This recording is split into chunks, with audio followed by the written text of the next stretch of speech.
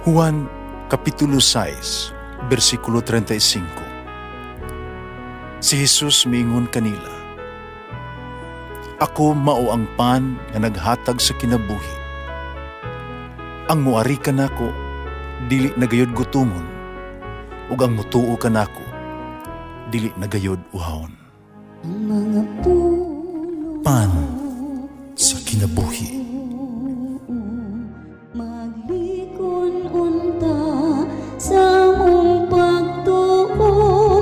Gagaka kami sa pagtuman sa imong mahal nga kasuguan. Ang Ginoo manaa kaninyo. Santos nga Ebanghelyo sumala ni San Mateo. Misakay si Jesus sa sakayan, minunot ang mga tinunan.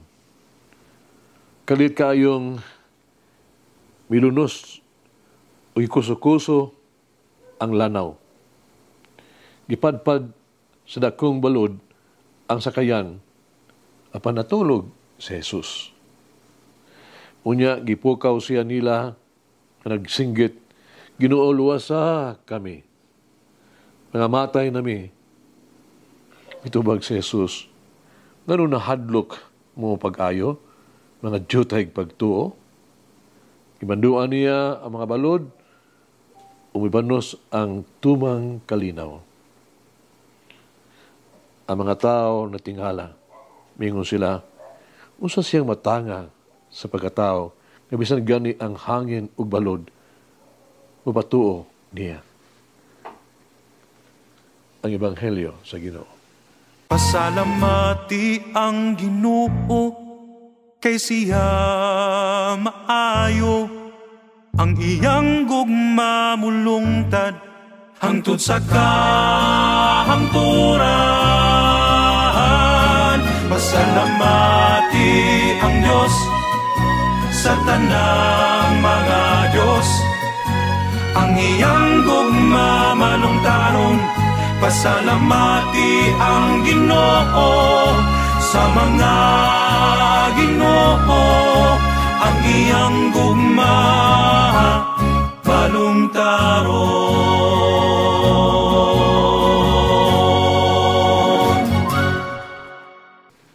Ang dagat misteryoso. Ang gilad mo ni ini nagdagdaghang misteryo. Ang dagat usahay kalmado o malinawon, usahay kini mapintas o peligroso, makapahadlok ka nato. Apan ang dagat, kanunay siyang mabalik sa iyang kanhiay, kahilom o kalmado. Ang atong kinabuhi sama sa dagat. Ang kinabuhi, nagapresentar og daghang mapintas sad nga mga pagsulay o kasamok. Aduna termino bitaw ingon the rough sailing. Ano pagulagway, so sa ka gubot nga kinabuhi.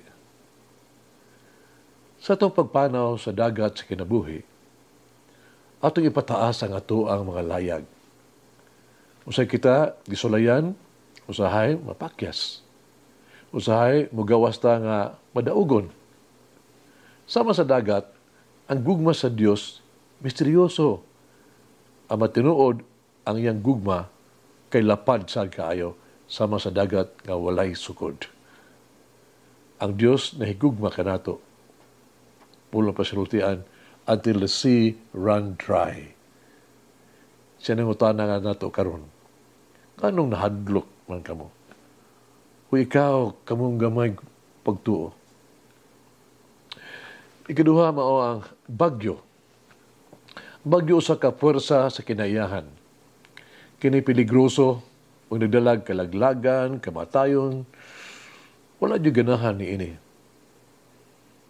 Walay makahupay nato ni ini. Bisan kinsang kinahanglan, andam gyud batok ni ini. Wala na alang kung sa unsang pagiha, gipakalman ni Jesus ang kusog nga unos. Yung gibadlong ang hangin, ang dagat, o dihay dakong mga kalinaw nga nahitabo. Kung si Jesus na pakalma sa unos, Sa pagkaha ang ato ang personal nga mga unos o kasamok, no? Sa unsang pagiha sa Jesus, dili makatubag sa tuang dili maihap ng mga panginahanglan o makaayo sa tuang daghang mga sakit. So sa pagiha nga si Jesus, di makabuntog sa kamatayon o makakalikawas ka nato gikan sa pagkaulipon sa sala. Si Jesus nangutana ka nato karon. Ngano nahadlok man kamo? Oh, ikaw kamo nga gamay pagtuo. Si Jesus natulog. Nagpasabot kini, no? Misalig siya sa mga kahanas sa kapasidad sa iyang mga tinunan. Si mituo sila ang mga abilidad diha kanila sa tupa sa dagat o sa taliwala sa usa ka bagyo siya luwas. Si Kristo. Ang mga disipulo makahimo pagdumala. Trusted them. Mahimo silang makasugubang sa bagyo. Uban ni Jesus, dili sila angay mahadlok. Uban ni Jesus, nga natulog, uban kanila, kinahanglan silang bubati nga luwas. No? Taman si Jesus. Ubati sila, unta, maglinahon sila. Busa, tiliwala sa bagyo sa bisan tunga-tunga sa dagat nga wali rason nga kita mabalaka o mahadlok.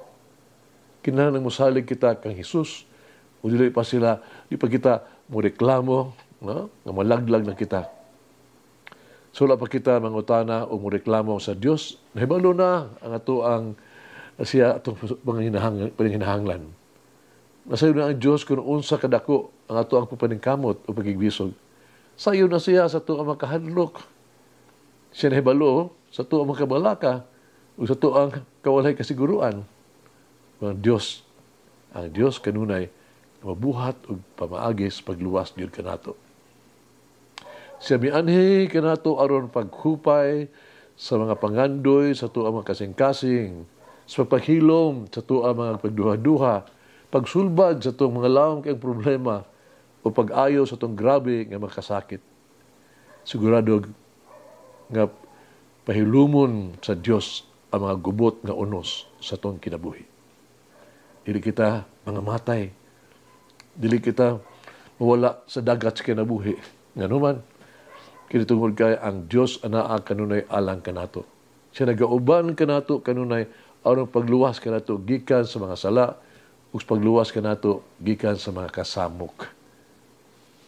Bisan unsang mahitabo, si Jesus magabilin gyud uban kanato.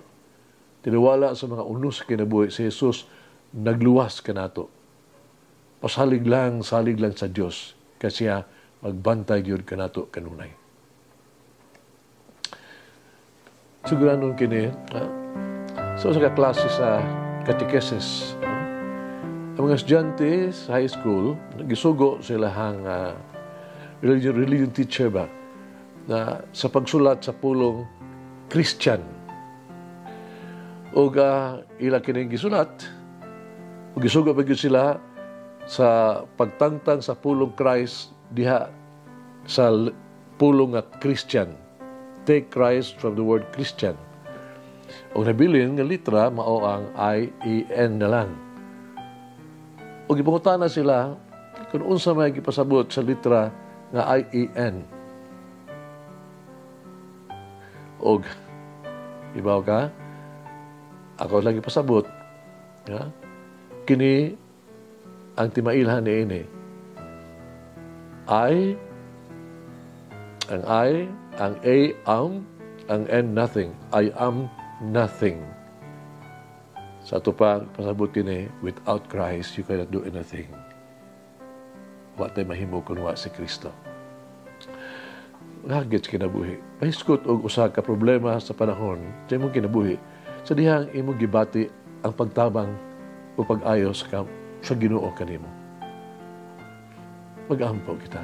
Nagugmang amahan, magbuhat sa langit sa yuta. Sa kong yutanong panaw, ako nagtawag kanimo. Kanimo salig ako. Kanimo gibutan ko ang ako ang kinabuhi. So diha nga mga unos ni ining kinabuhi mo abot pag hulga paggapos ka nako. Sa diha nga mga balod sa pagsulay o kalisdanan, muhulga sa paglumos ka nako. Umari ka nako sa pagluwas. Umari ka, pagdala o kalinaw sa akong kinabuhi. Pakalmaha ang akong espiritu o papahulaya ako diha kanimo. Kanunay. Sa diha nga ako nalisang ug mahadlok pagpadayon. Sa diha nga ako mawan-an sa kadasig o magulanon. Sa diha nga ako muhunong na. Isulti ka nako ang makapasalig kaing pulong nga imuhang sa imong anak nga si Jesus nga nag-ingon ka nako sama giingon niya sa bagyo. Hilom. Kalma. Amen. Mama Mary, increase my faith in the Lord Jesus. Malangin ng Diyos magagahom sa tanan, Amahan, Anak, ng Espiritu Santo. Amen. May the Lord of the divine mercy bless us all, heal us from all diseases and suffering. Ayun unta niya kita, tanang mga sakit na to sa lawas o sa kalag, body and soul. In the name of the Father, the Son, and of the Holy Spirit. Jesus, I trust in you. Amen. Whoever eats the bread of life will never hunger, says the Lord. Kay galaan inyong nabati ang pagpaambit ug hamubong pamalandong sa pulong sa Dios pinaagi sa tulumanon pan sa kinabuhi nga gidumala ni Monsignor Daddy Silva. Hangtod na usab sa sunod higayon, daghang salamat.